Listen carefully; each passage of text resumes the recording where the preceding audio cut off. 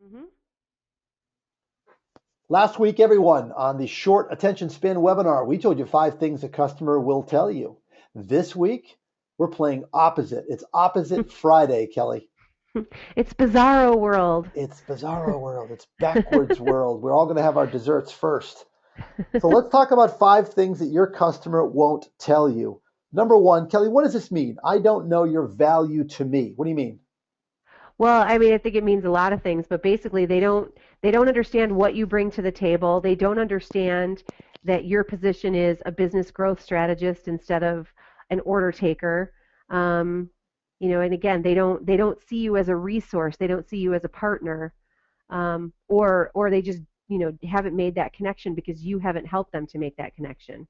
Or maybe you've done something sensational like rush a job in or redesigned it or saved them money somehow. And you're Right. thinking, boy, they love me. But you know what? They don't know what they don't know. They don't know how good you are. So whose job is it to tell them? It's yours. Ours. Yeah. Yeah. This is a great way to build rapport. And what you want to do, gang, is you want to make deposits in the bank of goodwill. You want to get that word out there. This is why you buy from me. Second one, Kelly. Okay, you know what? There's a reprint coming up. I'm going to go out and get some other prices. Give me your price. But what might I not be saying here? That they're really not doing that. I mean, they could just be, again, it depends on the nature of your relationship. They could just be trying to get you to drive your prices down without actually going through the the motions of getting the other bids. And this might sound like, hey, sharpen your pencil. Mhm. And it almost comes across as a threat. And so, are they getting prices? Maybe, maybe, but don't make the assumption. Go in with a fair, competitive price. I always want to have, you and I do a whole Tuesday workshop on negotiating and closing.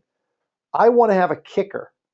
I want to have a holdback, something that I can throw at them that is going to knock them off the fence, get them to buy from me, but it's not going to be a 20% discount or anything.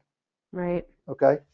Third thing that they won't tell you is the longer you go without following up and checking in, the more likely it is that they're going to leave. Why is that, Kelly? Well, again, I think this is one of those ones that you have to remember that we're all human beings.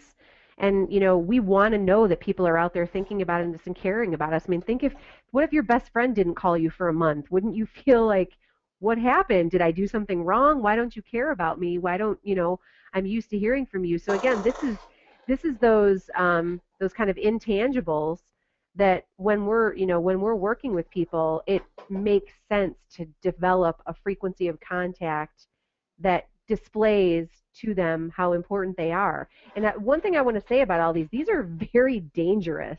Hmm. All of these things that we're telling you here are, once these kinds of things get into your customers' minds, I mean, these can put you in serious jeopardy. I mean, we have to acknowledge that these thoughts are going through their heads and figure out how to head them off and make sure they don't happen.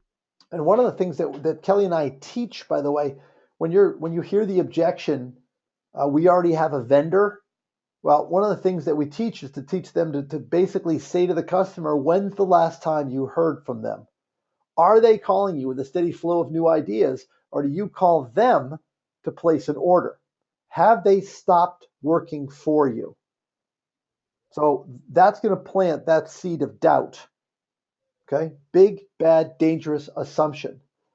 The next thing that they won't tell you is, I don't know everything you do. When's the last time you heard a customer say, hey, can you take a moment and teach me every one of your products and services so I can make sure that I'm giving you all of the money that I can? Yeah. No. Well, Kelly, how do I combat this? I mean, there's a number of ways you can conduct regular account reviews with kind of like 5 minute reminder, like little brush up courses. You could use your invoicing. You could put buck slips in your invoices to say, remember, we do laminating, or don't forget, we have web stores available. These kinds of things.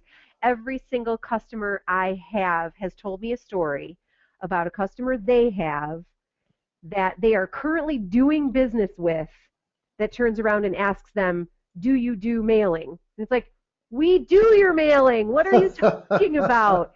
Customers have severe, severe amnesia.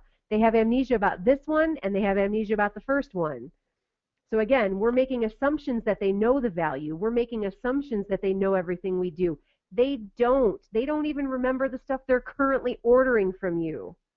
So we have to have a constant talk track of, hey, we also have a binding, a bindery. We also have, what other, or even better, what other services do you wish we offered that we don't currently? And just wait until they tell you something that you already do. Hmm. So it's just constant communication. Other great ways are newsletters, blogs. Put it in your signature of your emails. Don't forget, we do dot dot dot. Those kinds of things. I mean, there's a number of ways you can try to keep this in front of them on a regular basis. And you might also stick some samples in with your current printing job. This time of year, towards the end of the year, maybe you want to stick some calendars in there Sure. or some promotional products and say, hey, just an FYI, this is something that we do. Color copies, whatever. This last one's interesting. I know a lot of people, but I'm not going to cough them up. I'm not going to give you the names. Now, this one you'd think is just a forehead slapper, but people are not going to say, hey, you might want to tap into my network. So it's up to us to say, Kelly, Who else would benefit from knowing about exactly, me? Yeah. exactly, Yeah, exactly. I do. I want to. This one, it's another. You say it's a forehead slapper. I say it's an. I'm going to slap you upside the head. Like, how are you not asking for referrals on a regular basis? This to me, Bill, is as fundamental as the one I learned from you, which is, don't ever leave an office without getting introduced to somebody new. Right. I'm not saying you have to ask the same person every single week, but we definitely should be finding out because they want to give it to you. Like you said, this is something they're not going to tell you, but they want to tell you, but they're not going to just give it up, Right. you know? Right. And it's not like they've got friends saying, hey, do you know the name of a good printer? Yeah, exactly. It doesn't happen all that often. So, all right, gang, there is our take on 5 things a customer won't tell you. We look forward to sharing more secrets and info and spilling the beans on another short attention span webinar. Thank you, Kelly. Thanks, Bill.